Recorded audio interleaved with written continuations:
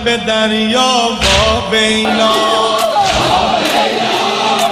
چه زمین شد قامت صفا با بیلا رخ صفا غم از با بیلا کرب و بلا شد محشر کبرا با بیلا ز جبین دیده صفا چکیده به روی خاک گرم بیابان افتاده اشک بدون آباد و دسته بریده پس نتواند قامت او را بردارد پس که به جسمش زخم فراوان رسیده این همه زخما یکه و تنها با بیلا نقش زمین شد قامت صفا با بیلا ناله طفلان رفته به گردان ز سینه زمزمه مانده بر لب خشک سرچینه صورتشان تر گشته ز اشک ناکامی لاله رخان و گلشن بهی مدینه با لب عطشان بر لب دریا با بیلا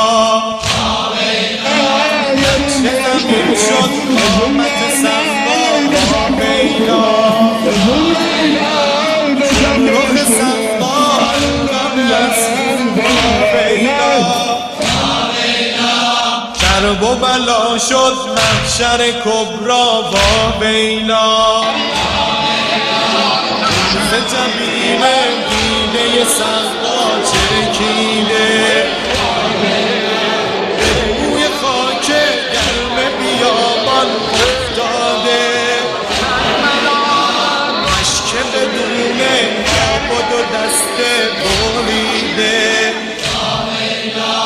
ناله طفلان رفته به گردان ز سینه زمزمه مانده بر لب خشک سکینه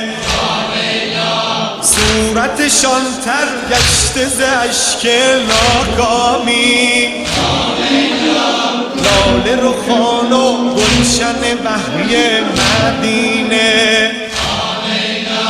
کس نتواند قامت او را بردارد